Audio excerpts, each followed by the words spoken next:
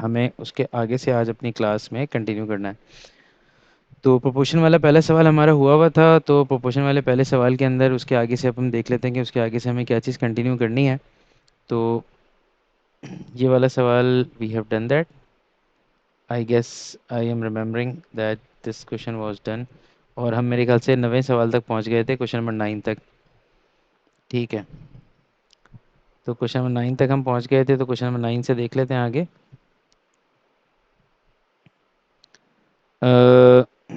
Lake वाला सवाल हो गया था, ठीक है, डन। अच्छा, अब जो क्वेश्चन हमारे पास दिया हुआ है उसके अंदर वो कह रहे हैं exactly 9 litres of liquid field 60 bottles. How many litres field 40 of these bottles. तो कितनी बॉटल्स जो हैं 40 बॉटल्स में फिलअप हो सकता है। अब 9 लीटर्स जो लिक्विड है आपके पास, जो आपको दिया हुआ है इस वक्त यहाँ पे एग्जैक्टली, वो 9 लीटर्स में से this one is the 9 litres और 60 आइडेंटिकल बॉटल्स को वो फिलअप कर रहा है। ठीक है, अब वो कह रहा है how many litres field 40 of these bottles. कितना लीटर एग्जैक्टली उसको फिलअप करने वाला है। तो अभी हम एक काम करते हैं कि हम यहाँ पे क्वांटिटी असाइन कर लेते हैं जिस तरह से हम रेशियो प्रोपोर्शन में से। क्वेश्चन नज़र नहीं आ रहा, क्वेश्चन नज़र नहीं आ रहा, बाकी बच्चों को नज़र आ रहा है?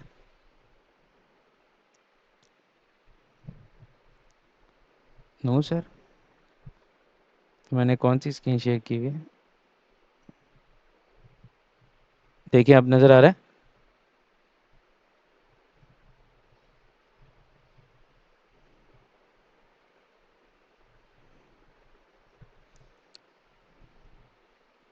क्वेश्चन नज़र नहीं आ रहा? एक सेकंड रुकिएगा।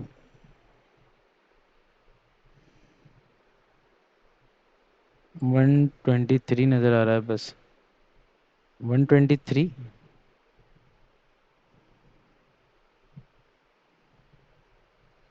कहाँ नज़र आ रहा है? Question 1 2 and 3।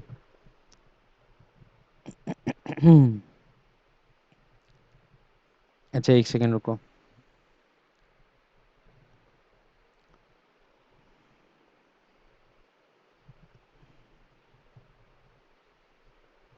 अब देखो, नज़र आ रहा है?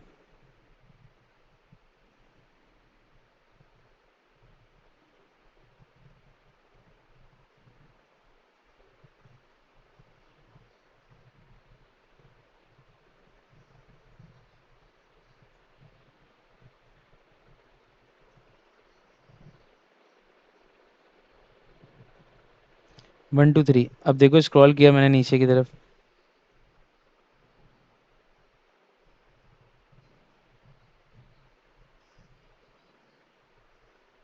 ठीक है, वो स्क्रीन फ्रीज हो जाती है ना कभी कभी।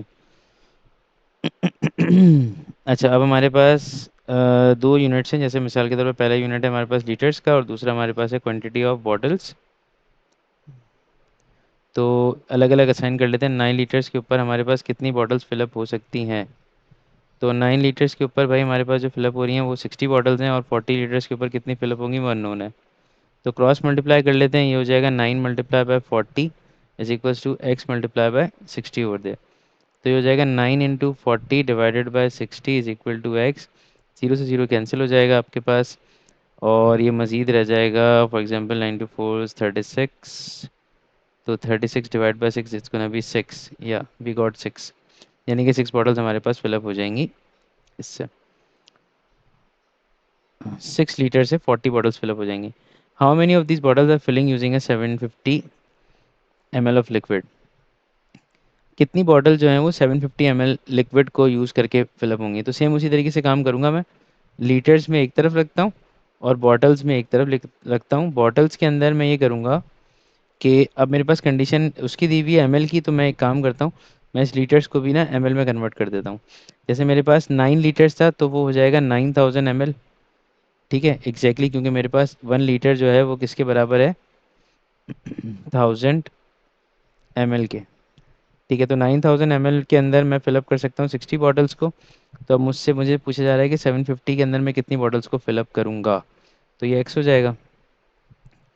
I don't think so Mushtaba कि तुमने जो आंसर दिया है, सिमरा सॉरी, तुमने जो आंसर दिया है वो करेक्ट होगा। Let me check. तो अगर मैं इसको सॉल्व करता हूँ तो it's gonna be 900 into x is equal to 60 into 750 हो जाएगा। यानी कि एक्स अगर मैं सॉल्व करता हूँ तो it's gonna B 60 into 750 divided by 900, sorry 9000। Mistake कर दी ना बेटा, ज़ीरो से ज़ीरो चला गया। सो 6 इंटू 750 डिवाइडेड बाय 90। और इसको और मज़ीद सॉल्व करना पड़ेगा, मैं डायरेक्टली वो वाला आंसर नहीं दे सकता। कौन सा वाला कह लें आप, डेसिमल आंसर, क्योंकि पेपर वन का क्वेश्चन नहीं। 3 3 ज़ा 9 और 3 30 से चला जाएगा, 3 1 ज़ा 3, 3 10 ज़ा 30। सो एग्जैक्टली 75/10 आ रहा है। 75/10 मज़ीद सॉल्व कर लूँ अगर मैं, तो वैसे तो मुझे पता चल रहा है ये होने वाला है 7.5, क्योंकि 7.5 आ रहा है, तो 7.5 हो जाएगा डायरेक्टली। तो इसका मतलब ये होगा कि 7.5 बॉटल जो है वो फिलअप हो जाएगी, यानी कि 7 कंप्लीट और एक आधी अधूरी। मुश्तबा तुम्हारा 0.0032 क्यों आया? तुमने कोई मिस्टेक किया है गैस?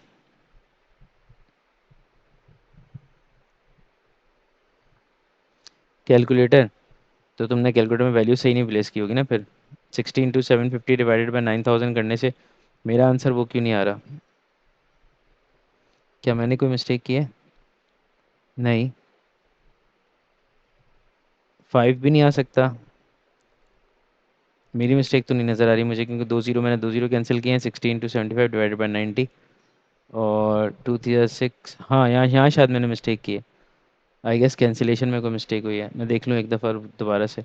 मेरे पास जो टर्म बची थी उसके हिसाब से यहाँ होना चाहिए था क्या, यहाँ होना चाहिए था that's it 6 into 75 divided by 90। तो अगर मैं 2 3 ज़ा 6 करूँगा तो 245 ज़ा होगा 90। और ये हो जाएगा 3 1 ज़ा 3, 3 15 से जाएगा। सो 75 डिवाइडेड बाई 15 या, तो ये मेरे पास हो जाएगा 5। That's gonna be 5। 5 आ रहा है मेरे पास एग्जैक्ट आंसर। हाँ, 5 आ रहा है। अच्छा, ये वाला सवाल बड़ा इंपॉर्टेंट है, ये वाला सवाल किया था हमने लास्ट टाइम रेशियो के क्वेश्चंस के अंदर। ठीक है। The diagram shows the fuel gauge in Abid's car. The tank contain 50 liters, 50 liters when it is full. अच्छा, टैंक जब कंटेन करता है 50 लीटर तो वो फुल हो जाता है, फुल होता है तो इसका मतलब वो यहाँ तक शो कर रहा होगा। अच्छा, estimate the number of litres in the tank, tank में कितना लीटर इस वक्त फुल हुआ हुआ है ये हमें पता करना है। सबसे पहले हम ये देख लेते हैं कि यहाँ पे कौन सी फ्रैक्शन आने वाली है। तो उसका तरीकेकार ये होगा कि इन दोनों टर्म्स के बीच में है ना, यानी कि हाफ पे बिटवीन। तो इसका मतलब ये हुआ कि 1/4 प्लस 1/2 को प्लस करके डिवाइड बाय 2 कर दें, ताकि इनकी सेंट्रल वैल्यू पता चल सके आपको। ठीक है, यानी कि उसका मिडिल पॉइंट निकल जाएगा इस तरह से। तो मुश्तबा तुम कैलकुलेटर इस्तेमाल कर रहे हो मुझे लग रहा है। 2 4 ज़ा 8 हो जाएगा, 2 1 ज़ा 2, 4 1 ज़ा 4। ओ माई गॉड, कैलकुलेटर इस्तेमाल नहीं कर रहे हैं तो माशाल्लाह काफ़ी तेज़ जा रहे हो। चेक कर लेते हैं। 4 + 2 होता है 6/8। डिवाइड चेंज होगा मल्टीप्लाई में, इट्स गोना बी 1/2। 2 1 ज़ा 2, 2 3 ज़ा 6। नहीं बेटा मुश्तबा, ये तो तुमने गलत कर दिया, 3/8 आ रहा है। सही है सिमरा, 3/8। अब ये 3/8 जो आ रहा है मेरे पास, इस 3/8 को अगर मैं फर्दर देखूँ तो मुझे 50 लीटर्स का आइडेंटिफाई करना है कि कितना फिलअप हुआ हुआ है। तो 3/8 अभी कंटिन्यूसली गेज शो कर रहा है, तो आई am gonna multiply it by 50। So it's gonna B 2/4 and 2/25। So it's gonna B 3 × 25 will be 75 divided by 4। तो 75 डिवाइड बाय 4 चेक कर लेते हैं कितना होगा। 4 के टेबल में 75, 4 8 ज़ा 32, 4 9 ज़ा 36, 4 1 ज़ा 4 कर लें इसको। ये 3 बचेगा, 5 आ जाएगा, 4 8 ज़ा 32 होता है। हाँ, तो 32 ही कर रहा हूँ। अच्छा अच्छा अच्छा। तो 35 डिवाइडेड बाय 32, ये कितना बचेगा मेरे पास? 3, यानी कहने का मकसद ये हुआ 18 होल 3/4। ठीक है, इतना लीटर्स उसके अंदर इस वक्त फ्यूल है। Sir what is this, I don't understand. From where बेटा, where did you join the class? Actually, we were doing the same questions which were remaining in the ratio exercise. So we were going with the proportion and rate questions we have discussed in the last class. तो and में हमने इसी को start किया था, तो मैं उसको पहले कंप्लीट करूंगा, देन उसके बाद we are going to move the another topic. Sir I didn't understand question number 12। अच्छा, क्वेश्चन नंबर 12 आपको समझ में नहीं आया। इसमें लिखा हुआ था कि गेज पे जो चीज़ शो हो रही है ना, वो इसका एग्जैक्टली अमाउंट आपको पता करना है। तो गेज पे जो चीज़ शो हो रही है उसका एग्जैक्टली अमाउंट पता करने के लिए मैंने इन दोनों को प्लस किया, 1/4 को 1/2 को प्लस करके डिवाइड बाय 2 कर दिया। क्या वो सिमरा कुछ कह रही थी आप? इन दोनों को प्लस करके डिवाइड बाय 2 कर दिया, तो मेरे पास आंसर आया 3/8। तो इसका मतलब इस फ्रैक्शन के ऊपर 3/8 नज़र आ रहा होगा। तो अब मुझे चेक करना है कि फ्यूल जब फुल होता है तो वो 50 लीटर शो करता है। तो इसका मतलब फुल टैंक की कैपेसिटी 50 लीटर्स है। 50 लीटर्स में से 3/8 इस वक्त फिलअप हुआ हुआ है।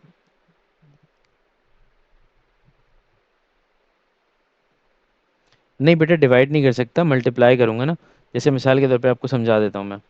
फॉर एग्जांपल 30 एप्पल्स हैं, और मैं 30 एप्पल्स के लिए ये कह रहा हूँ कि भाई मैंने इसमें से 1/3 एप्पल्स खा लिए।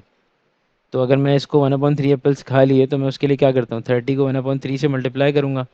तो फ्रैक्शन मुझे देगा कि आपने 10 एप्पल्स खा लिए हैं।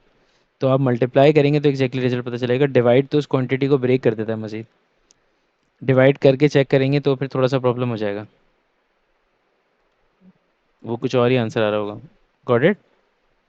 हाँ बेटा, हम आपको समझ में आया कि मैंने क्या किया है। मैंने 3/8 को 50 से मल्टीप्लाई करके 75/4 बनाया, तो वो मेरे पास वो बन गया 18 होल 3/4। ताकि मुझे पता चल गया कि टोटल 18 लीटर और दूसरे लीटर का मतलब 75% फिलअप हुआ हुआ है। 18 लीटर प्लस 75%, ओके। अच्छा, अब नीचे वाले पार्ट में वो कह रहा है, पार्ट बी के अंदर diagram show the fuel gauge in Ben's car. Ben car के अंदर फ्यूल गेज जो है वो शो करना है आपको। Draw an arrow on the gauge to indicate the tank is approximately 4/5। 4/5 full हुआ हुआ टैंक। अब हमें ये चेक करना होगा कि 4/5 हमारे पास एग्जैक्टली कहाँ पे लाई कर सकता है। तो बेटा अब ये 4/5 है ना, अब देखो इसके पार्ट्स कितने बने हुए हैं। 1, 2, 3, 4, 5, 6, 7, 8 बने हुए हैं। यानी कि टोटल 8 हिस्से हैं। 5 के टेबल में 4/5 का मतलब है एग्जैक्टली 75%, सॉरी कितना होगा 5/4, सॉरी मैंने इसको चेक नहीं किया। 4/5 पॉइंट लगा के जीरो करूँगा, 5 8 ज़ा 40। तो इसका मतलब ये हुआ कि अप्रॉक्सीमेटली 80% फिलअप हुआ हुआ है। अब ये जो 80% फिलअप हुआ हुआ है ना, इसको मुझे चेक करना पड़ेगा कि 80% किस तरह से ये आ सकता है। यहाँ पर आपके पास जो अजम्पशन दी हुई है उस अजम्पशन के हिसाब से इसमें जितने गेजेस हैं उस गेजेस को मैं देखूँ तो मैं सीधी बात है कि मैं आइडेंटिफाई नहीं कर पाऊंगा, क्योंकि 5 गेजेस में से 4 हिस्से फिलअप हुए हुए हैं। और ये गेजेस की तादाद जो है वो मेरे पास एग्जैक्टली कितनी आ रही है, 1, 2, 3, 4, 5, 6, 7, 8। टोटल 8 आ रही है। ठीक है। तो अब मुझे इसको चेक करना होगा कि एग्जैक्टली कहाँ पे फिलअप हो सकता है। उसका आसान हल बताऊँ मैं आप लोगों को, या मैं कॉम्प्लिकेटेड तरीका बताऊँ? आप लोग मुझे बताएं।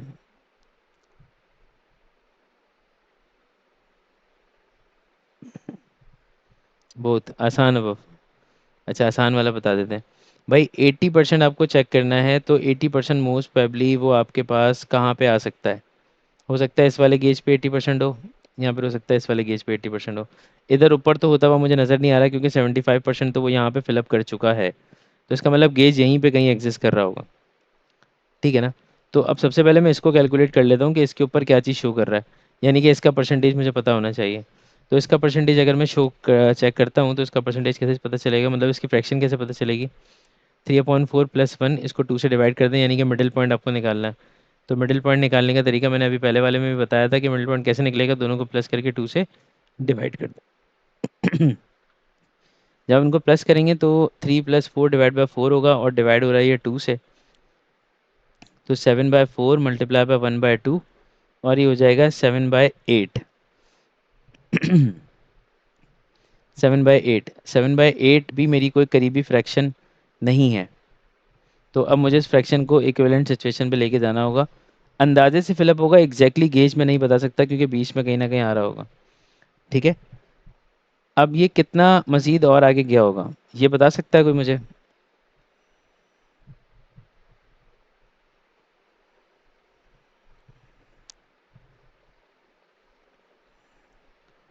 यहाँ पे 25% हुआ है, यहाँ पे 50% हुआ है, और यहाँ पे 75% हुआ है, और यहाँ पे 100% पूरा हो गया। तो अब ज़रा कोई देख के मुझे बताए कि अगर मैं पूछूं इस मिडिल वाले पॉइंट पे कितना होगा। तो 25 का मिडिल कितना होता है, 12.5 होता है ना, क्योंकि यहाँ पे 25% बढ़ रहा है। तो इसका मतलब ये हुआ कि 12.5 बढ़ेगा। 25 का हाफ जो होता है वो 12.5 होता है। तो 50 में अगर मैं 12.5 को प्लस करूँगा तो ये हो जाएगा 62.5, यानी कि इस जगह 62.5 शो हो रहा है। अब ये 75 है, 75 में मैं 12.5 दोबारा प्लस करूँगा तो ये मेरे पास हो जाएगा कितना, 5 6 7, 7 और 1 8। 87.5, पर मेरा 4/5 क्या कह रहा है कि ये 80% फुल अप होना चाहिए। तो 80% का मतलब हुआ इससे थोड़ा सा पीछे होगा, हो सकता है इसके मिडिल में कहीं एग्जिस्ट कर रहा हो। तो मैं क्या करता हूँ, मैं इस वाले को यहाँ से अपने गेज को लेके आता हूँ और ये इस जगह पे एरो बनाता हूँ, और वो एरो मैं यहाँ पे लेके जाता हूँ। ठीक है, अब ये आपके पास डिजिटल मीटर नहीं है, तो ये एनालॉग मीटर है। तो एनालॉग मीटर के अंदर आप सिर्फ गेज को इसी तरह शो करवा सकते हैं, और कोई ऑप्शन नहीं होगा। डिजिटल मीटर में क्या होता है, वो आपके पास डायरेक्ट पर्टिकुलर वैल्यू लिखी हुई आती है। अभी किसी ने यूज़ की हुई हो डिजिटल गाड़ियाँ तो उनको पता होगा कि जब पेट्रोल का गेज होता है तो उसमें लिखा हुआ आता है सेल्स रह गए हैं या एम्प्टी परसेंटेज मौजूद है आपके पास। ठीक है बेटा, ये अप्रॉक्सीमेटली यहाँ पे शो हो रहा होगा, यहाँ तक सही है। तो बीच में कहीं पे करें तो सही होगा, हाँ। बीच में कहीं पे भी करेंगे तो सही ही कहलाएगा, क्योंकि आपने रेंज के बीच में ही कहीं लगाया है। यानी कि यहाँ पे लगा सकते हैं, थोड़ा सा इस तरफ करके, थोड़ा सा इस तरफ करके, अंदाजे से लगाना होगा, एग्जैक्ट नहीं लग सकता क्योंकि ये स्केचिंग होगी। हमारे यहाँ ओलिवस में स्केच होता है, direct direct diagram exact draw नहीं की जाती। वो हम AS और A2 में करते हैं, तो ओलिवस में हमें स्केच लगाना होता है। तो स्केच के लिए मेरे हिसाब से ये 87.5 बन रहा था। तो मुझे ये पता है कि भाई इसके इससे थोड़ा सा पहले होगा, तो मैंने उससे थोड़ा सा पहले लगा दिया। ये भी नहीं करना मुझतबा, ये भी नहीं करना है कि 87 से करीब हो जाए, ये भी नहीं करना कि 75 से करीब हो जाए, क्योंकि उतना नहीं हुआ है, वो 80% है। ठीक है, क्या हुआ माहम? अच्छा, माहम सिमरा को अभी भी समझ में नहीं आया। अच्छा बताओ मुझे क्या समझ में नहीं आया, मैं दोबारा समझाता हूँ। मैं इसको मिटाता हूँ, तुम लोग बताओ, फिर हम आगे बढ़ेंगे, सबको एक साथ क्लियर हो तो फिर आगे बढ़ेंगे। After 7/8, after 7/8। अच्छा, 7/8 जो मैंने किया था ना, देखो बेटा, मैंने क्या किया, 7/8 निकाल के देखा पहले। 7/8 से एग्जैक्ट फिगर को आइडिया नहीं हो रहा था, क्योंकि 7/8 को डिवाइड करता तो बहुत मसला हो जाता। तो मैंने क्या किया, मैंने उसको ब्रेक करने की कोशिश की। मैंने कैसे ब्रेक किया, मैंने ऐसे ब्रेक किया कि भाई यहाँ पर हमारे पास जो सिचुएशन थी, ये 50% फिलअप कर रहा था और ये 75 कर रहा था, इसके बीच में टोटल 25% आ रहा होगा जो कंज्यूम हो रहा है। यहाँ तक क्लियर है बात?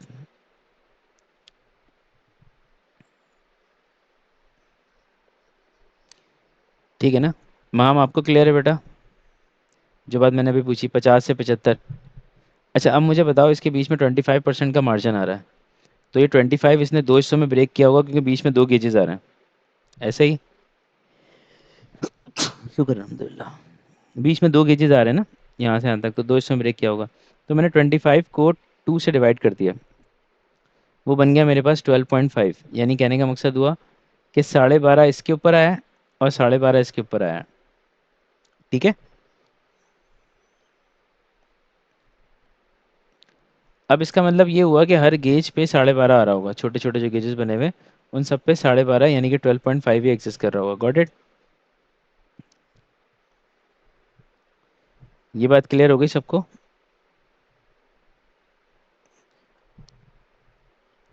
माँ, हम आपको क्लियर हो गए बेटे?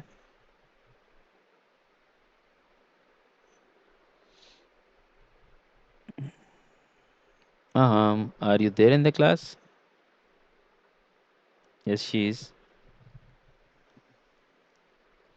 हाँ, 3/5, 3/5 नहीं बेटा, 3/5 नहीं, 3/4 है वो।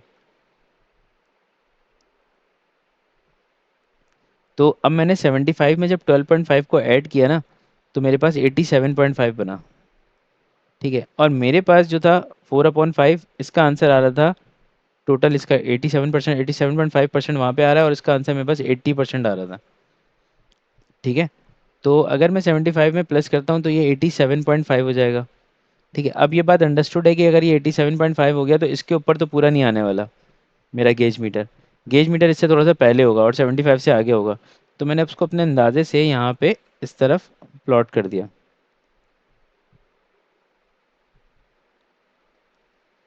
अब मैं स्लो हो गया कि किधर किधर किधर, sir it is going very fast, what did you do here, किधर? यहाँ पे 75 में मैंने 12.5 को प्लस किया बेटा, तो 87.5 हो गया। Now I am slow. अब मैंने सिर्फ 87.5 को यहाँ पे लिख दिया, ये देखो, आफ्टर डैट।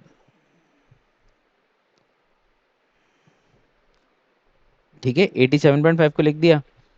मेरा जो 4/5 सवाल में गिवन था दैट वाज 80%।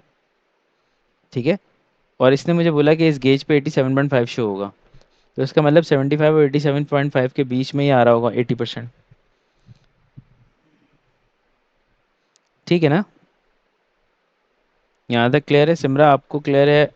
लामिया, महम, आमना भी बैठी हुई क्लास में, आमना आपको भी क्लियर है?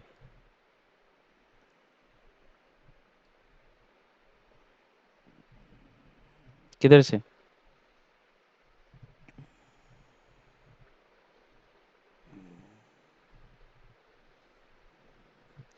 80% कम कैसे आया? 80% ऐसे आया ना, देखो 4/5 की फ्रैक्शन थी, उसको 100 से मल्टीप्लाई कर दो, परसेंटेज आ जाएगी। 5 1 5, 5 2 10, 0 हो गया। 4 2 8, 80 हो गया। 80% आ गया। परसेंटेज लाने के लिए 100 से मल्टीप्लाई करते हैं। हाँ अच्छा, सिमरा कह रही है 80 से 87.5। देखो बेटा 80 तो आ गया, 80% समझ में आ गया होगा, मैंने अभी इसको बताया ना माहम को दोबारा से, तो 80 तो समझ में आ गया होगा। अच्छा, 87.5 उससे आगे था और पीछे उसके 75% था, तो इसके कहीं बीच में 80 आ रहा होगा, तो मैंने उसको अंदाजे से अपने मार्क कर दिया गेज को कि यहाँ शो कर रहा होगा। ठीक है, प्रॉपर ड्राइंग नहीं हो सकती क्योंकि गेज में प्रॉपर ड्राइंग नहीं हो सकती। Got it?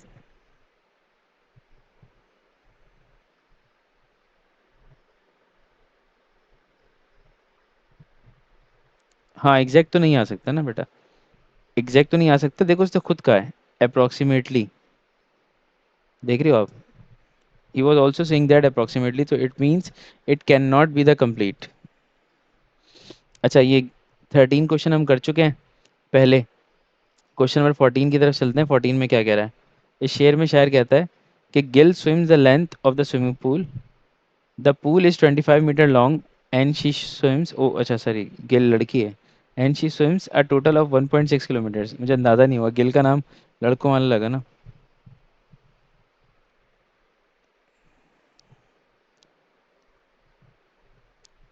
अच्छा जी, यहाँ पे पूछ रहा है the pool is 25 metre long and she swims a total of 1.6 kilometres. टोटल उसने 1.6 किलोमीटर्स को कंप्लीट किया। How many length of the pool does she swim? कितनी लेंथ को वो स्विम कर रही है, ये आपको बताना है।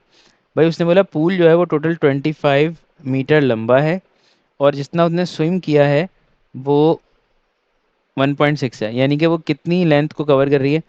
एक दफ़ा वो जाती होगी 25 मीटर, उसके बाद सर मीटर में ये काम में बताना है। ये आपको लेंथ तो क्वांटिटी में आएगी बेटा, ये एक दफ़ा जाएगी, मैं बता रहा हूँ कैसे निकलेगी।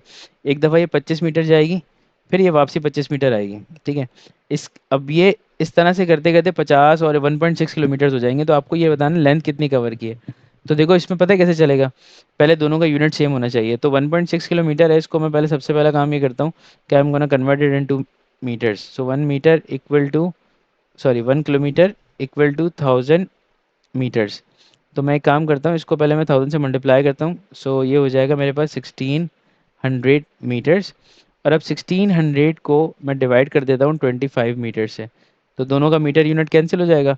और अब 1600, ओ माय गॉड, इतने चैम्प बच्चे बैठे हुए हैं, दिमाग नहीं लगाया मैंने। 5 5 25, 5 3 15, 1 कैरी चला गया, 5 2 10, और ये एक ज़ीरो हो जाएगा। 5 1 5, ये हो जाएगा 5 6 30, और टू कैरी गया, 5 4 20, 64।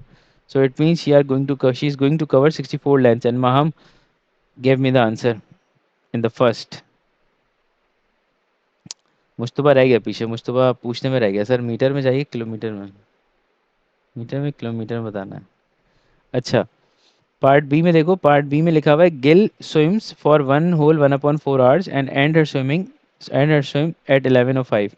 वो कितना जो है स्टार्ट किया उसने, कितनी ड्यूरेशन है उसकी, यहाँ पे ड्यूरेशन उसकी दी हुई है, और उसने एंड की है 11:05 पे। व्हेन डिड शी बिगिन, उसने शुरू कब की थी? बहुत सिंपल है, अगर वो 1 घंटा और 1 whole 1/4 है ना, इसको सबसे पहले कन्वर्ट कर लो। देखो किसको कन्वर्ट करना है मैं बता रहा हूँ, 1 whole 1/4 को पूरे को कन्वर्ट नहीं करना। ये तो अंडरस्टूड है कि इसमें से ये वाली जो चीज़ है ना, ये 1 आवर को रिप्रेजेंट कर रही है। अब 1/4 को 60 से मल्टीप्लाई करके मिनट चेक कर लेता हूँ मैं सिर्फ। तो 1 आवर को अगर मैं 60 से मल्टीप्लाई करूँगा, 2 2 4, 230, 2 अंदर 2, 215, और टोटल कुल मिला के 15 मिनट्स हो गया। अब 11 बजे उसने स्विमिंग जो है 11:05 पे एंड की है, तो मुझे पीछे जाना होगा, तो मैं 1 घंटा 15 मिनट इसमें से माइनस करता हूँ। मसला ये है कि 1 घंटा 15 मिनट, हाँ सबके आंसर्स आ गए। मैं चेक कर रहा हूँ, 1 सेकंड रुक जाए। सबसे पहला काम तो ये होगा, इसको ज़रा दूर करके लिखूँ ताकि बड़ी बड़ी वैल्यूज नज़र आएँ। 11, 11:05 और 1:15। भाई माइनस करने का तरीका सिंपल ही होगा कि मैं यहाँ पे इसको बनाऊंगा 10 और बराबर में कैरी दूंगा, तो ये 60 हो जाएगा। ठीक है, तो अब ये दोनों जो हैं वो 65 हो गए और पूरे एडअप हो गए, और नीचे 15 है, तो 5 में से 5 जाएगा, 0 बचेगा। 6 में से 1 जाएगा तो 5 बचेगा, इट्स गोना बी 50। 50 हो जाएगा, और 10 में से 1 जाएगा तो 9 हो जाएगा, यानी कि 9:50। उसने स्विमिंग स्टार्ट की थी 9:50 पे। किसी को कोई मसला आया इसके अंदर, टाइमिंग का कोई इशू आया, किसी और का गलत टाइम कैलकुलेट हो गया तो मुझे बता दो।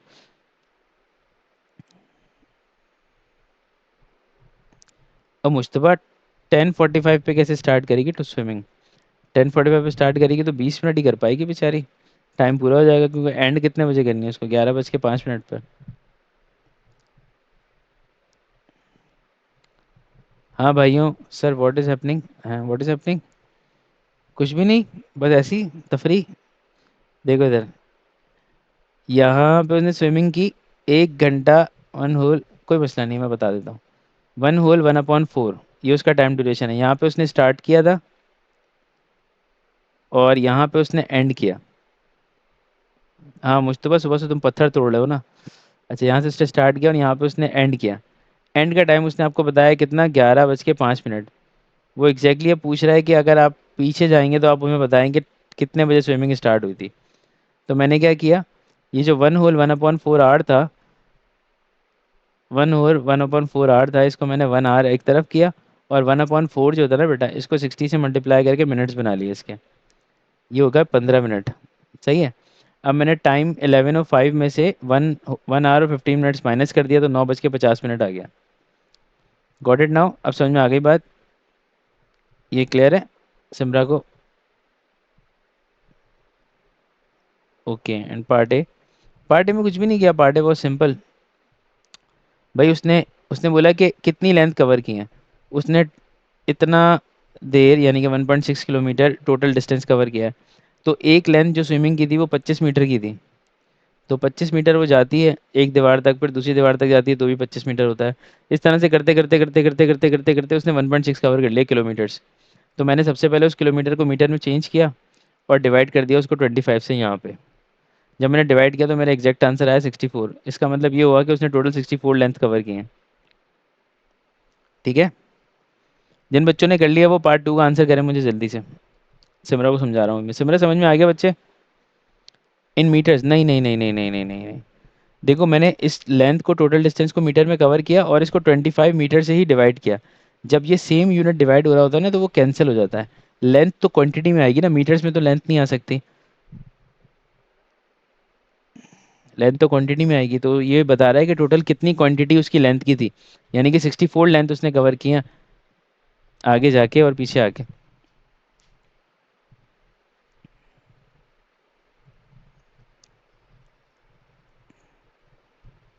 ये वाली बात समझ में आ गई? अगर आ गई है तो फिर ठीक है, हम आगे बढ़ जाते हैं।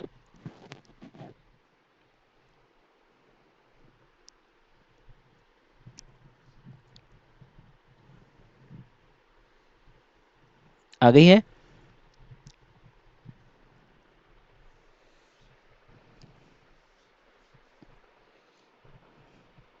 क्या ये बात समझ में आ गई है? कोई मुझे जवाब देगा कि नहीं देगा? मुश्तबा, तुम जब तक दूसरा कर लेते ना, आगे वाला जो नजर आ रहा था सवाल स्क्रीन के ऊपर।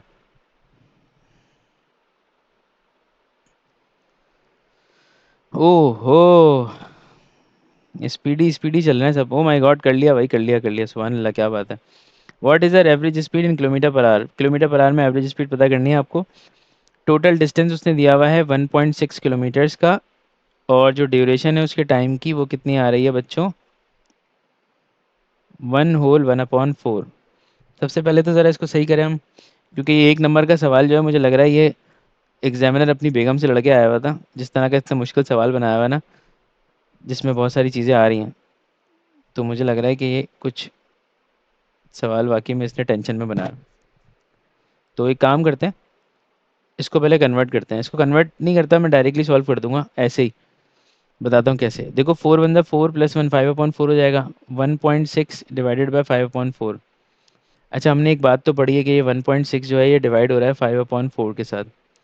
ठीक है, डिवाइड और वर्ड बाद में देखेंगे। इसके नीचे कुछ है, नहीं है तो 1 है। ऊपर से पॉइंट हटाया, 0 बढ़ जाएगा। 16/10 डिवाइडेड बाय 5/4। 16/10 जो है वो मल्टीप्लाई होगा तो बनेगा 4/5। सही है भाई। यहाँ तक किसी को कोई मसला है तो अभी मुझे बता दे।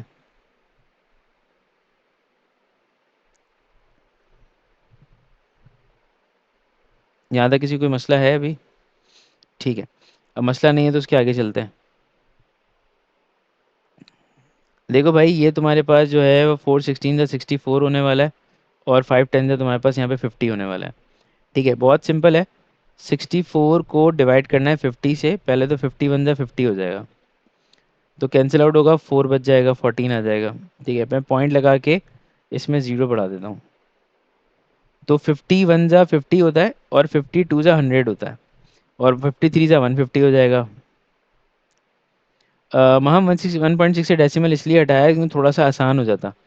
अगर 1.6 पर डेसिमल लगा रहता तो मुझे डिवाइड करने में बहुत मसला होता, 5/4 को मैं सिंप्लीफाई नहीं कर पाता बेटा।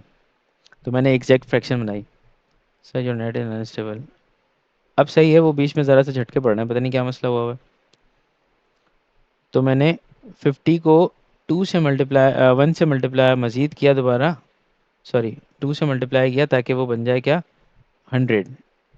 अभी 100 बन गया, अभी 40 बचा हुआ है नीचे। ठीक है, अब पॉइंट लगा हुआ है तो मैं 0 एक और बढ़ा सकता हूँ।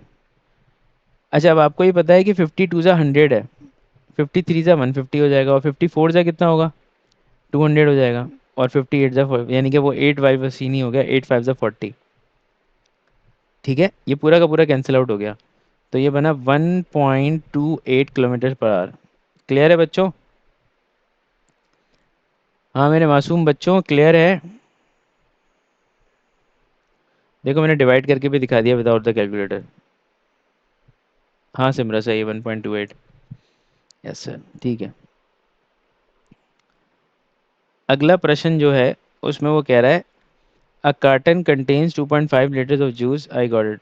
आई गॉट 1.17। हाउ? हाउ? कैसे? तुमने कैलकुलेटर यूज़ किया महम?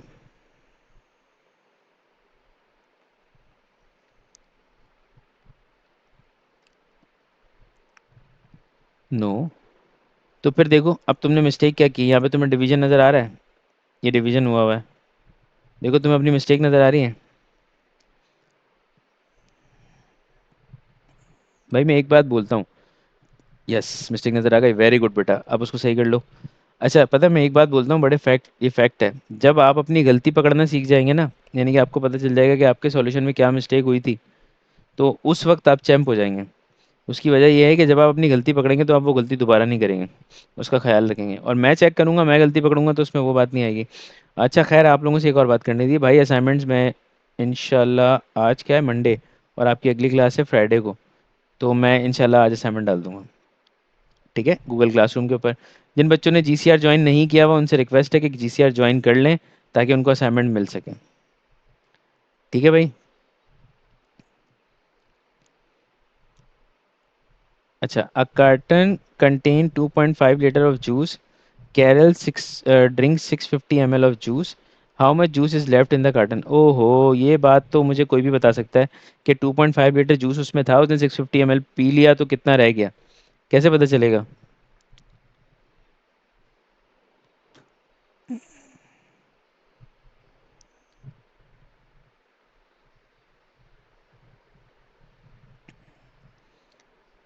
कोई मेरा प्यारा सा बच्चा मुझे बताएगा कि कैसे पता चलेगा? 2.5 लीटर्स है ना, 2.5 लीटर्स में से उसने one, oh my god, I got first answer.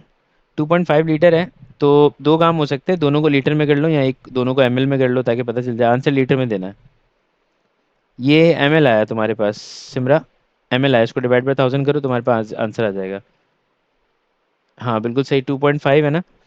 2.5 को, हाँ माम तुम्हारा भी एमएल आया है, इसको मल्टी वो करो, डिवाइड करो।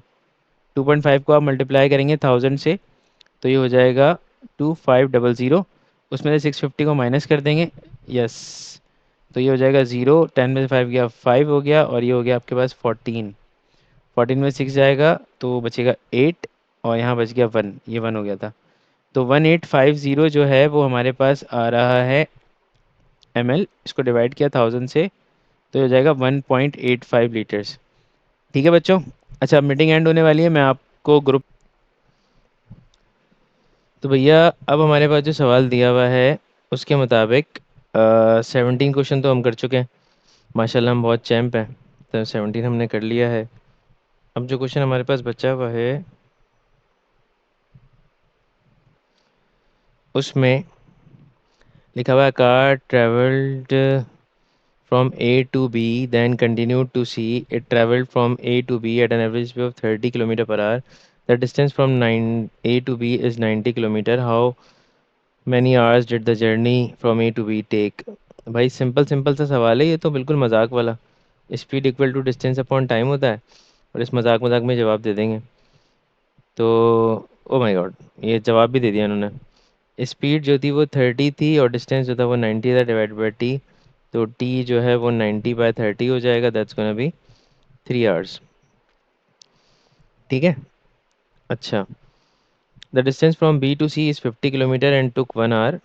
Calculate the average speed of the whole journey from A to C. The distance from B to C is 50 kilometre. B से सी तक का जो डिस्टेंस है वो आपके पास दिया हुआ है कितना, 50 किलोमीटर्स। ठीक है। अब वो कह रहा है एंड टुक 1 आवर, 50 किलोमीटर्स ले रहा है आपसे 1 घंटा। Calculate the average speed for the whole journey from A to C. आपको पूरे जर्नी की स्पीड चाहिए, दैट इज़ क्वाइट सिंपल। वो बहुत आसान है। देखो, पर्सन पहले ए से बी गया होगा, फिर उसके बाद वो बी से सी गया होगा। ए से बी का डिस्टेंस आ रहा है 90, और बी से सी का डिस्टेंस आ रहा है 50। ए से बी का टाइम जो आ रहा है वो तुम्हारे पास आ रहा है, टाइम तुमने निकाल लिया, दैट इज़ 3 आवर्स। ठीक है। और यहाँ का जो टाइम आ रहा है वो तुम्हारे पास कितना आ रहा है, 1 आवर। ठीक है। तो टोटल एवरेज स्पीड निकालनी है, तो टोटल डिस्टेंस को प्लस कर लेते हैं, ये हो जाएगा 90 + 50, और टोटल टाइम जो है वो हो जाएगा 3 + 1। ओह, देखते हैं, मैंने चेक नहीं किया। 9, 10, 11, 12, 13, 14, 140 आ रहा है भाई ये। और टाइम आ रहा है 4। 2 2 ज़ा 4, 2 7 ज़ा 14, और 70 को अगर मैं 2 से डिवाइड करूँगा, it's gonna B 35। Yes lime बेटे, 35। बिल्कुल 35 ही आंसर है आपका। बिल्कुल 35 है। अच्छा, उसके बाद नेक्स्ट क्वेश्चन देख लेते हैं। बैग कंटेन्स, हाँ ये वाला सवाल, that is quite technical. Bag contains containing fruit has a mass of 3.13 kilograms. When the bag is empty, its mass is 2.57 grams. 257 grams.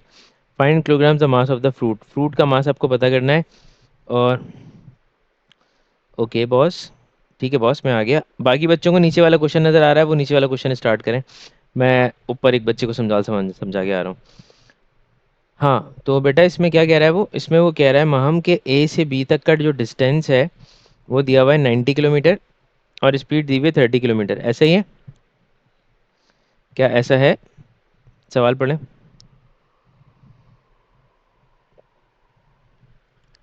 तो स्पीड मांग रहा है, वो टाइम मांग रहा है ना, how many hours did the journey take from A to B.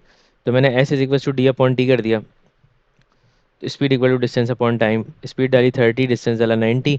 उसके बाद मैंने टी की वैल्यू को चेंज किया, 90/30 किया, और वो 3 किलोमीटर हो गया, 3 आवर हो गया।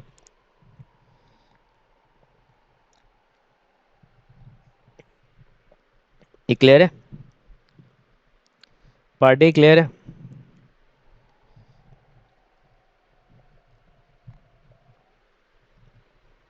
पार्ट बी में एवरेज स्पीड निकालनी है पूरे जर्नी की। तो ए से बी का डिस्टेंस तुम्हें पता था 90 है, और बी से सी का जो डिस्टेंस है वो यहाँ लिखा हुआ है 50, और डिवाइडेड बाय टोटल टाइम करोगी। तो पहले का टोटल टाइम 3 है, और दूसरे का टोटल टाइम 1 है, तो उसको प्लस कर दिया, और जब सिंप्लीफाई किया तो आंसर मेरे पास आ गया 35। सही है।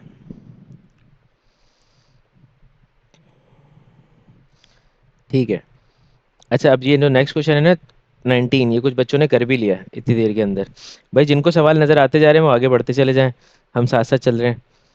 मैं जिस सवाल पे पहुंचूंगा मैं फिर उसका जवाब दूंगा। जो बच्चे तेज कर रहे हैं उनके लिए कह रहा हूँ मैं, क्योंकि उनको फिर बोरियत फील होती है ना। जैसे मुझे अभी कह रहा था सर मैं बोर हो रहा हूँ। 3.813 किलोग्राम्स।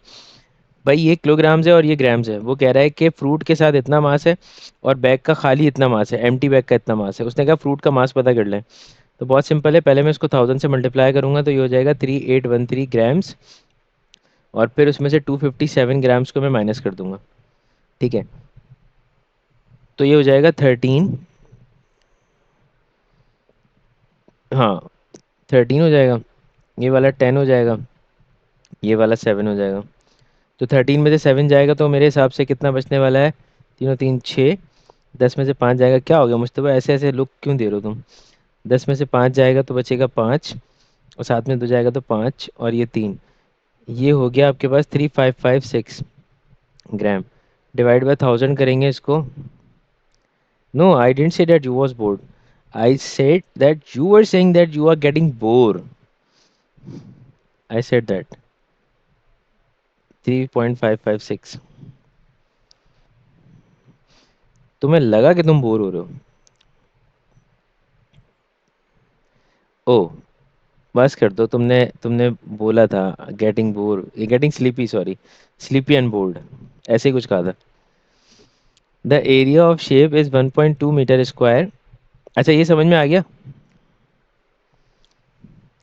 ये वाला पार्ट समझ में आ गया? 3.556 क्या आया? नहीं आया? हाँ, मुश्तबा को तो समझ में आ गया, बाकी बच्चों को बताएं। अच्छा, the area of the shape is 1.2 metre square, convert this area into centimetre square. भाई ये सवाल बड़ा मज़ेदार है। देखो, इसमें तुम्हें यूनिट ही नहीं पता कि स्क्वायर का क्या यूनिट है, तुम्हें सिर्फ सिंपल का यूनिट पता है। 1 मीटर हमारे पास बराबर होता है 100 सेंटीमीटर के। अगर मुझे स्क्वायर पे काम करना है तो मुझे दोनों पे स्क्वायर लगाना पड़ेगा।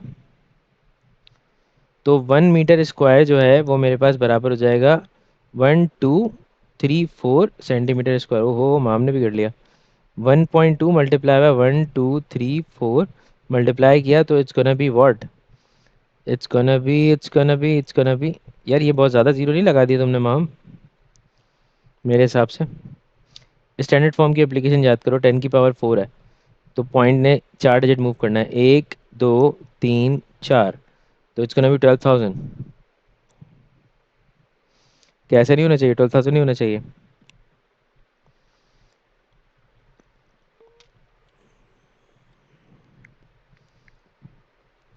बताओ बताओ, जल्दी बताओ। ओए, 2 जीरो ही तो ज्यादा है। 2 जीरो से तुम्हें पता है क्या होता है?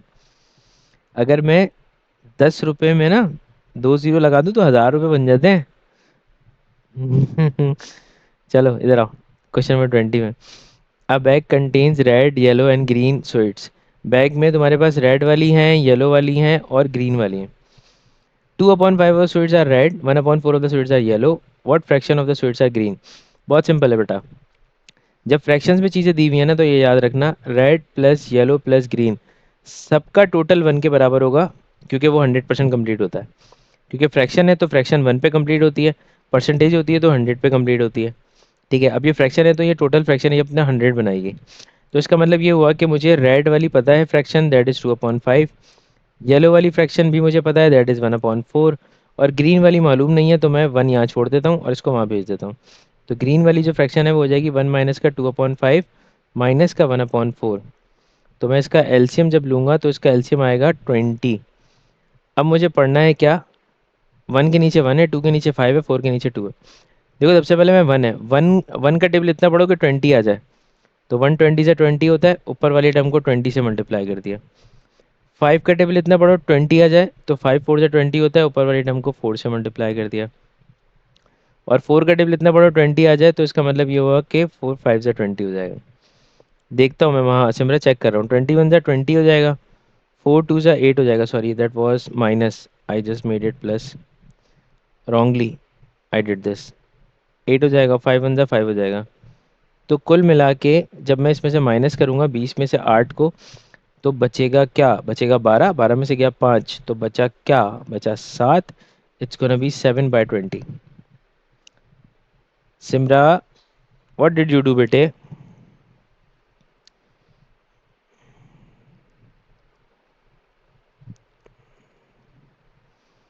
सिमरा और लामिया,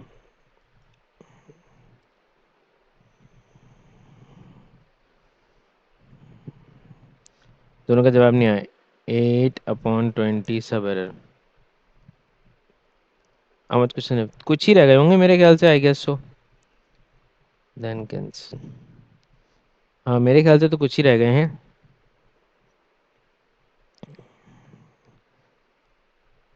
अच्छा एक स्टूडेंट अभी अब क्लास में आई नहीं है, मैं इसको मैसेज करूँ ज़रा।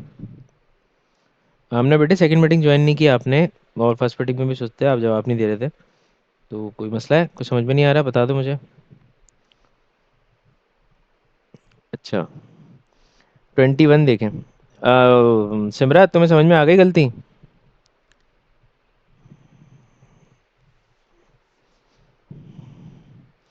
ठीक है। On a map the length of lake is 4.5 centimetres, the actual length of the lake is 2.7 kilometres. Write a scale of the map as the ratio in the form of 1:n। 1:n की form में लिखना है। देखो बच्चों बात सुनो, 4.5 centimetre map पर था और ओरिजिनली दैट वाज 2.7 किलोमीटर्स। तो उसने स्केल तो मुझे दे दिया कि रेशियो में ये स्केल है। जब भी 1:n होता है, मैंने लास्ट टाइम भी बताया था क्लास में, लास्ट क्लास में एक सवाल था, 1:2, 5, 1, 2, 3, 4 जीरोस थे, या मेरे ख्याल से शायद 3 जीरोस थे। तो मैंने ये बताया था कि ये दोनों सेंटीमीटर में। तो ये बात अंडरस्टूड है कि अब मुझे इस स्केल को लेके जाना है आगे, तो मुझे दोनों को सेंटीमीटर में लाजमी कन्वर्ट करना होगा, उसके बगैर काम नहीं हो सकता। ठीक है। अब मैं क्या करूँगा उसको कन्वर्ट करने के लिए, भाई मैं उसको कन्वर्ट करने के लिए थोड़ा सा ना वाइट स्पेस यूज़ करता हूँ, ताकि उसमें ज़रा सही से चीज़ें नज़र आएँ।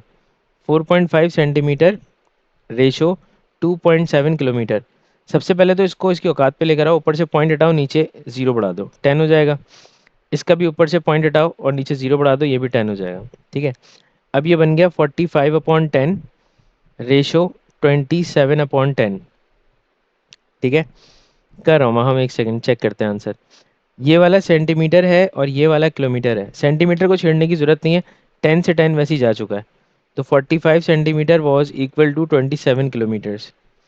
ठीक है। अच्छा अब एक काम और करना है, 45 है ना, तो इसको सेंटीमीटर को सेंटीमीटर में रहने दो, लेकिन 27 को सबसे पहले तुम 1000 से मल्टीप्लाई करोगे और उसके बाद तुम उसको 100 से मल्टीप्लाई करोगे। किसी को ये वाली बात समझ में आई कि 1000 और 100 से दो बार क्यों किया मैंने, एक दफ़ा ही किसी टर्म से मल्टीप्लाई कर देता। 1000 से मैंने इसलिए मल्टीप्लाई किया बच्चों ताकि मैं उसको मीटर पे ले जा सकूं, और 100 से इसलिए किया ताकि मैं मीटर को सेंटीमीटर पे ले जा सकूं। Got it? बात समझ में आ गई? अंडरस्टूड। एक का जवाब आ गया, समझ में आ गया। अब ये फाइनली पूरा 7 सेंटीमीटर में चला जाएगा। ठीक है। अब ये लिखा हुआ है 45:7 के बाद कितने ज़ीरो आ रहे हैं, 1, 2, 3 और फिर 1, 2। सही है। 45 × 45, 27 को डिवाइड करना होगा, यानी कि जो भी नंबर है उसको 45 से डिवाइड करना होगा हमें। तो एक एक करके कर लेता हूँ, रुक जाओ। भाई पेपर 1 है, जिन बच्चों ने शायद मेरे ख्याल से कैलकुलेटर इस्तेमाल किया, जिन्होंने जल्दी जल्दी मुझे आंसर बताया, ऐसा ही है ना, सच सच बताइएगा, कैलकुलेटर यूज़ किया है?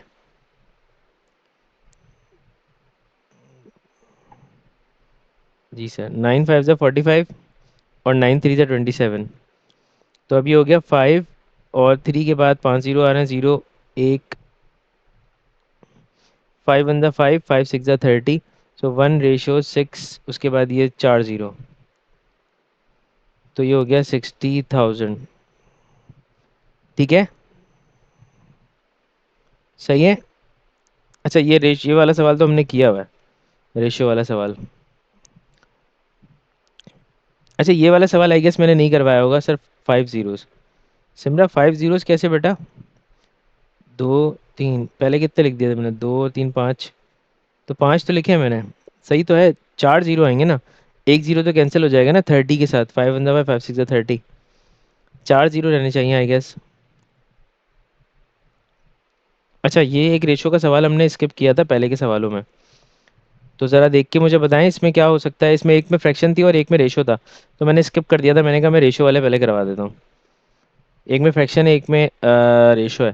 फ्रैक्शन में क्या है, a bag contains red counters and blue counters, on each counter there either odd or even a number, the table shows the number of counters of each type. हर type के counter इसमें नजर आ रहे हैं, find the fraction of the counter that are blue.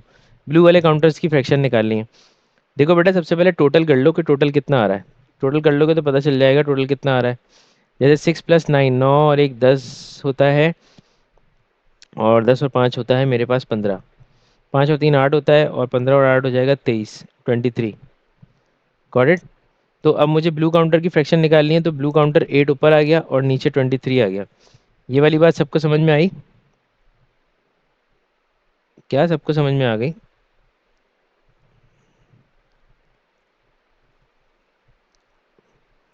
महाम का जवाब नहीं आया। सही है। अच्छा, find the ratio of the odd to even number. Odd number ये वाले हैं बच्चों, और इवन नंबर ये वाले हैं। अच्छा, ऑड नंबर क्या है? 6 और 5, ये हो जाएगा 11। 9 और 3, ये हो जाएगा तुम्हारे पास 12। यानी कि ये 11:12 होगा, सिंपली। बस और कुछ हो ही नहीं सकता इसमें। ऑड वाले पहले लिख दिए, 11 वाले क्योंकि कैंसिल हो रहा होता तो मैं कैंसिल कर देता। अच्छा, अब आपने कोई चीज़, एक चीज़ थी जो आपको नोट करनी चाहिए थी, शायद आप लोगों ने कर भी ली हो या हो सकता है नहीं भी की हो। आपने चेक किया, जब हमारी शुरू की क्लासेस थी तो मेरी स्पीड बहुत स्लो थी चीज़ें करवाने में। आहिस्ता आहिस्ता आहिस्ता आहिस्ता स्पीड बढ़ते बढ़ते आज की स्पीड और प्रीवियस की डे 1 की स्पीड आप देखें अगर क्लास में क्वेश्चन सॉल्व करवाने की, तो वो स्पीड में काफ़ी चेंज आ गया है। ऐसा है, ज़्यादा ज़्यादा सवाल हो रहे हैं अब। किसी ने नोट किया इस चीज़ को शुरू की क्लासेस में? हाँ। वजह पता है क्या है लामिया? वजह ये है कि शुरू में ना मैंने बिल्कुल ज़ीरो से स्टार्ट किया, तो लेवल बहुत कम था क्लास का ना। तो किसी को कुछ चीज़ें आती थी, किसी को नहीं आती थी, कोई अच्छा था कोई बुरा था। हर कोई बच्चा बराबर था। अब ये सारे बच्चे आहिस्ता आहिस्ता बराबर होना शुरू हो गए। जब ये सब बराबर हो गए ना, तो आहिस्ता आहिस्ता क्लास की स्पीड खुद ही बढ़ती चली गई। हम्म। अबे बस कर दे मुस्तफा, ऐसा कुछ नहीं है। असल में देखो, जब आपको समझ में आना शुरू हो जाता है ना, टीचर के साथ केमिस्ट्री बन जाती है, तो फिर क्लास की स्पीड खुद ब खुद ही रिदम में आ जाती है। नहीं नहीं बेटा, मेरा कमाल नहीं है ऐसा कुछ भी। ये आप लोगों की अपनी मेहनत है।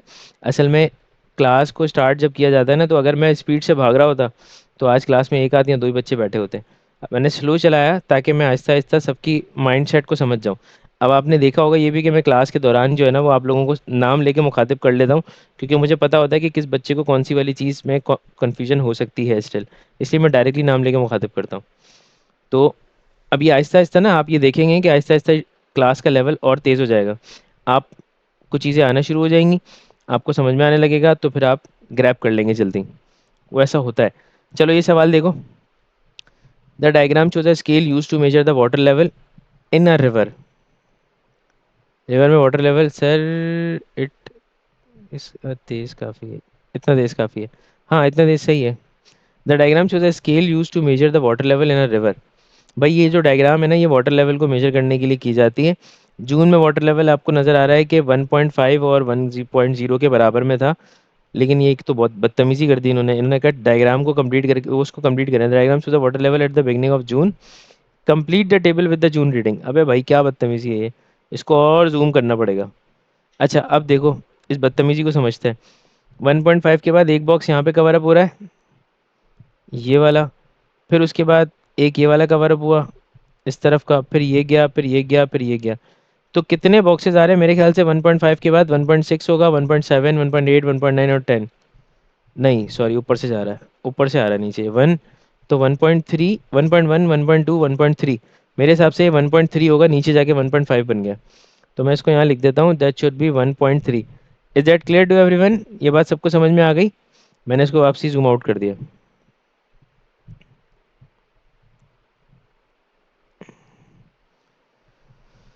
हाँ, माइनस नीचे जा रहा है। माइनस नहीं करना मुझे, बस उसे नीचे लेके जाना है। हाँ सॉरी, हाँ माइनस में। I am sorry, I am sorry. नहीं नहीं, -4.5 कैसे हुआ? रीडिंग सामने नजर आ रही है, -4.5 कैसे हुआ? अच्छा हाँ सही, oh part B, oh my God, oh my God. बच्चा एक आगे निकल गया भाई हमसे, हम तो पीछे रह गए। बच्चा बोला मैंने पार्ट बी कहाँ से बताया? अच्छा मैंने पढ़ा नहीं था सवाल। Work out the difference between the highest and the lowest level shown in the table. Highest level जो है और लोएस्ट लेवल जो है, भाई हाईएस्ट लेवल जो मुझे नज़र आ रहा है दैट इज़ एग्जैक्टली 1.3 से ऊपर कोई भी नहीं गया। और लोएस्ट लेवल जो होगा वो मुझे नज़र आ रहा है 1.9, इससे नीचे कोई नहीं गया।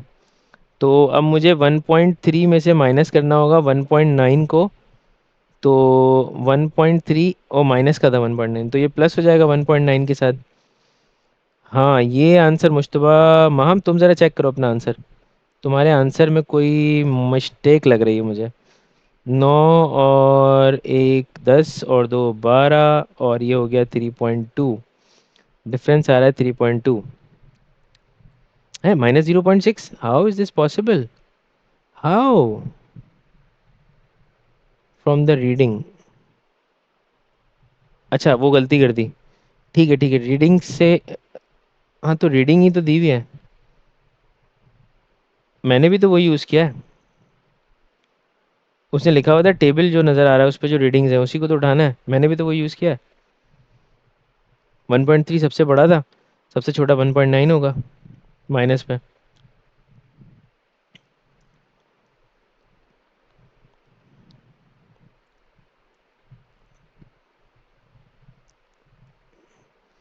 ये डिफरेंस कैसे हुआ बेटा? ये डिफरेंस ही तो है। 1.3 से -1.9 तक का जो डिफरेंस आ रहा है वो टोटल आ रहा है 3.2। यानी कि वैल्यू बढ़ती चली जाएगी तो 3.2। नहीं नहीं, वो जो इंस्ट्रूमेंट है आई यूज दैट। अच्छा फिर तो मिस्टेक हो गई, वो इंस्ट्रूमेंट यूज़ नहीं करना था।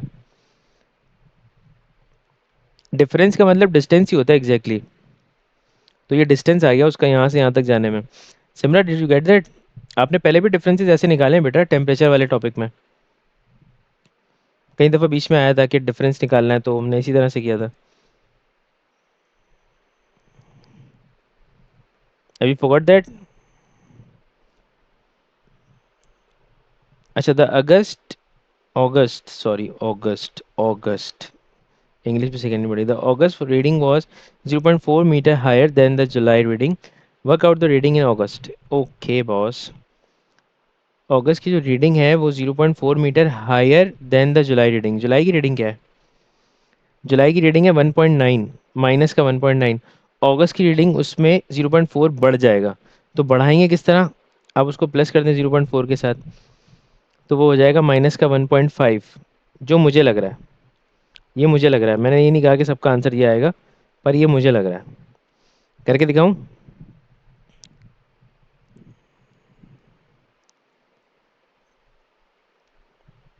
करके दिखाऊं या चलेगा?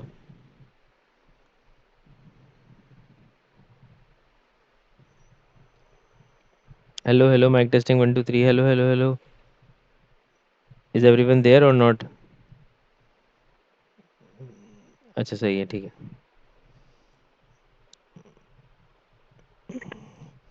ओहो ओहो ओहो, we got the question over here. A model of car is made to a scale of 1/40. The height of the actual car is 1.4 meter. Find the height in centimeters of the model. भाई बहुत simple सी बात है, बहुत ही simple सी बात है। वो simple सी बात ये है कि ये 1/4 जो है ना, अब परेशान होने की ज़रूरत नहीं है। ये 1 है और ये रेशो 40 लिखा हुआ है। 1/40 जो है वो, इसका मतलब ये है ये दोनों सेंटीमीटर में दिए हुए हैं। ठीक है, दोनों किस में दिए हुए हैं? सेंटीमीटर में। अब मुझे सेंटीमीटर में वर्किंग करनी पड़ेगी, फिर मैं उसको, अच्छा उसने बोला भी यही है कि सेंटीमीटर में निकाल दो। तो 1.5 को सबसे पहले 100 से मल्टीप्लाई करूंगा तो इट्स गोना बी 150 सेंटीमीटर। ये 150 सेंटीमीटर हो जाएगा। तो एक तरफ मैंने 1 लिखा यानी कि मैप वाला लिखा, और एक तरफ मेरा ओरिजिनल वाला लिखा, दैट शुड बी 40। उसने बोला 150 सेंटीमीटर जो है वो आपके पास ओरिजिनल पे है, तो आपको मैप पता करना है, क्रॉस मल्टीप्लाई कर देंगे आप अच्छे बच्चों की तरह। x multiply by 40 is equals to 1 multiply by 150। So x की वैल्यू हो जाएगी 150 डिवाइडेड बाय 40, तो 4 से 0 0 कैंसिल हो गया। 15 डिवाइडेड बाय 4 है, तो 15 डिवाइड बाय 4 कर लेते हैं। इट्स गोना बी 4 3 ज़ा 12। 5 में हो गया, 3 बचा, पॉइंट लगा के 0 बढ़ा दिया। 4 7 ज़ा 28, 2 बचा हुआ है, पॉइंट लगा हुआ है, 0 बढ़ा दिया। 4 5 ज़ा 20।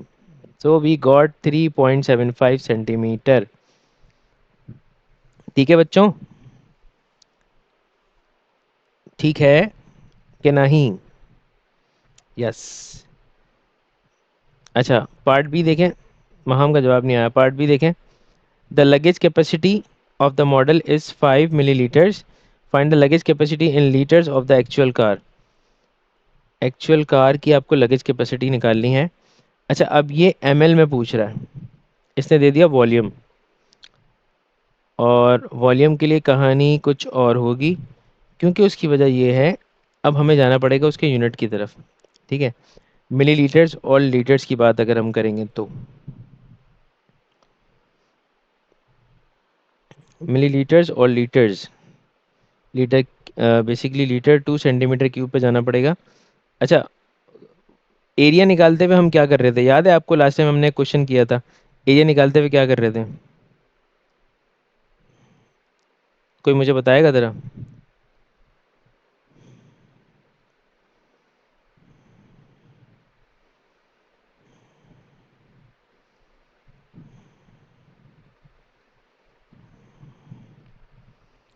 किसी को याद है एरिया निकालते हुए हमने स्क्वायर किया था? याद है या नहीं?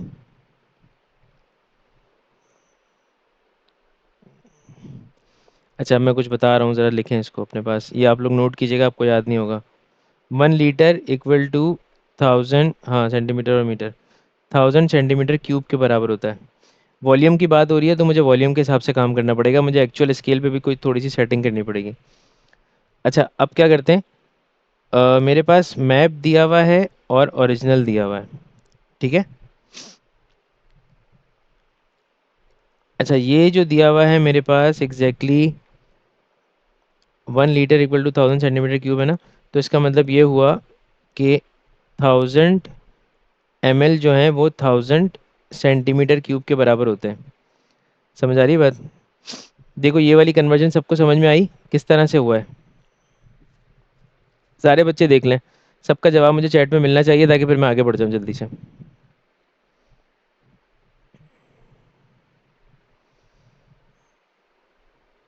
आई didn't get 2 answers from 2 guys.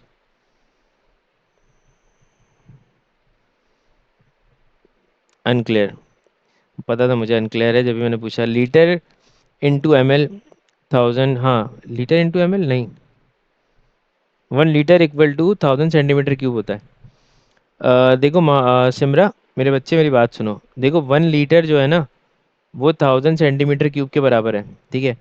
अब 1 लीटर की जगह अगर मैं 1000 ml लिख दूंगा ना तो वो 1000 सेंटीमीटर क्यूब के बराबर ही होंगे, क्योंकि 1 लीटर खुद 1000 ml के बराबर होता है।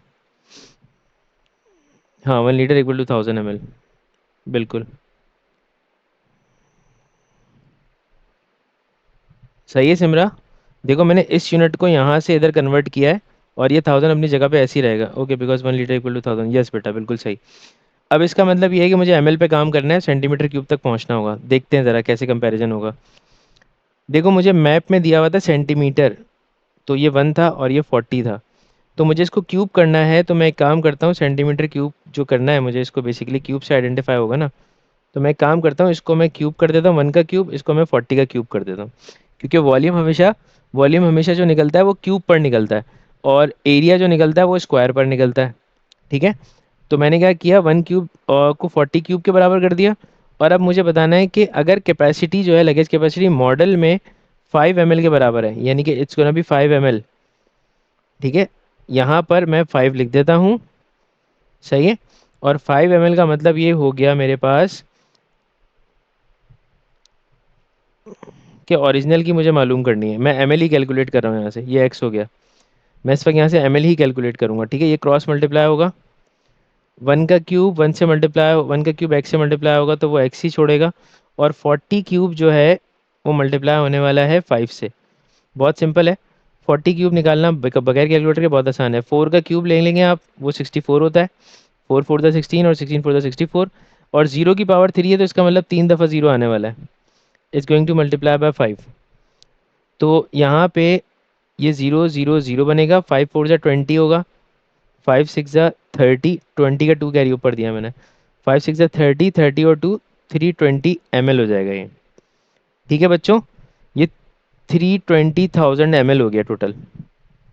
अब मुझे इसको लीटर में लेके जाना है, तो मैं इसको डिवाइड कर दूंगा किससे, 1000 से, 3 0 से 3 0 कैंसिल हो जाएंगे, तो अब ये बच गया टोटल 320 लीटर। ये बात क्लियर हो गई सबको? ओप्स, ये क्या किया मैंने, ये बात सबको क्लियर है बच्चों?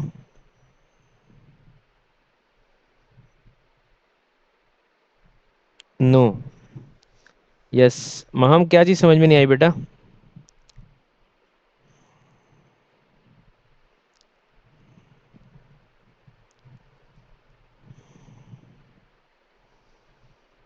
ओके, अच्छा अब समझ में आ गई।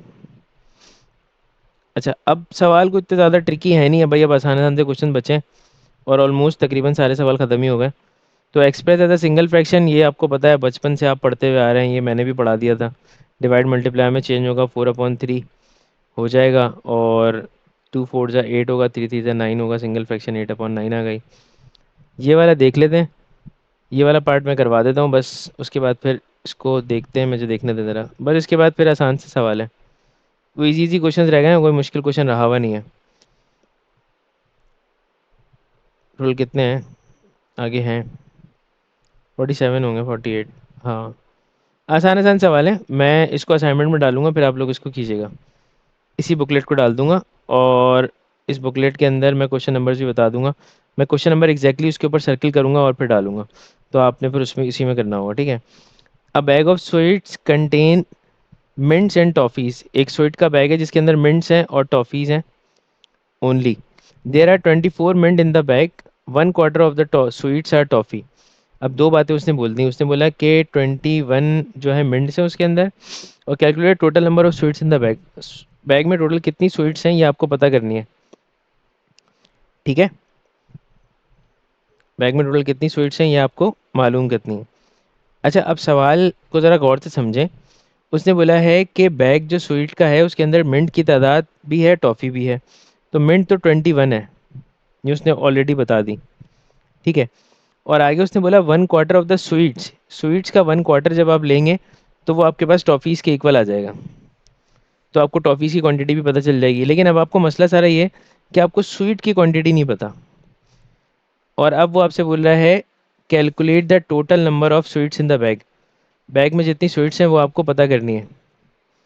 कैसे पता करेंगे, कोई बता सकता है मुझे?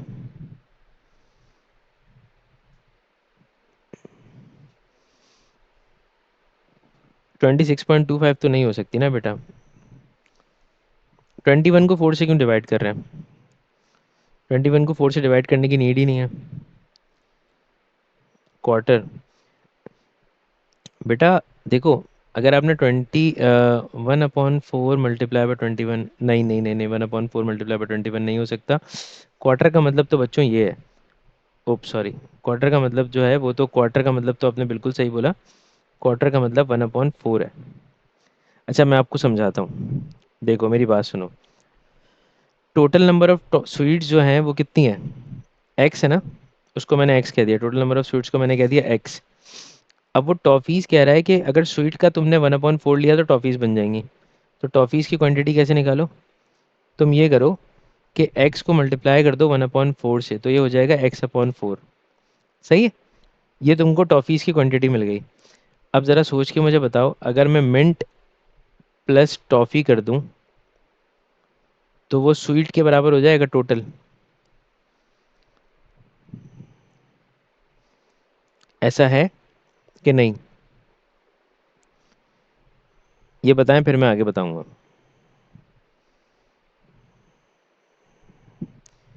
अब मिंट की क्वांटिटी कितनी थी? 21 थी। टॉफ़ी की तुमने अलजेब्रिक एक्सप्रेशन क्या बनाई थी? x/4। ठीक है, मिंट की क्वांटिटी 21 थी, टॉफ़ी की एक्सप्रेशन x/4 थी। और स्वीट कौन से वेरिएबल के बराबर था? x के। यस, और वो टोटल बराबर हो जाएगा x के। अब यहाँ से x पता कर लोगे, x ही स्वीट था, तो उसको सॉल्व करने के लिए 21 को मैंने यहाँ छोड़ा और x माइनस x/4 कर दिया। इसका मैं एलसीएम लूंगा तो हो जाएगा 4x minus x divided by 4, ये हो जाएगा 21। 4 को इधर भेजो, मल्टीप्लाई होगा, 21 मल्टीप्लाई बाय 4, 4 1 ज़ा 4, 4 2 ज़ा 8, यानी कि 84 is equals to 4x minus x हो जाएगा। 84 इक्वल टू 4x में से x गया तो बन जाएगा 3x, और x की वैल्यू आ जाएगी 84 डिवाइडेड बाई 3। ठीक है, तो 84 को 3 से डिवाइड करके चेक कर लेते हैं। 3 2 ज़ा 6, 2 बच गया, और 4 नीचे उतार लिया, 3 8 ज़ा 24। तो टोटल बैग में 28 स्वीट्स हैं। ये बात सबको समझ में आई? ये हमारी क्लास का आज का आखिरी सवाल है। तो माहम, मुझे अटेंटिवली बताओ बेटा, पूरा क्वेश्चन समझ में आया? और सिमरा, आपको तो आ ही गया, आपने तो मुझे यहाँ बोल भी दिया। लामिया को भी क्लियर हो गया, लामिया ने भी रिप्लाई कर दिया। मुश्तबा को भी क्लियर है? मुश्तबा क्लियर है ना बच्चू? हाँ बच्चू,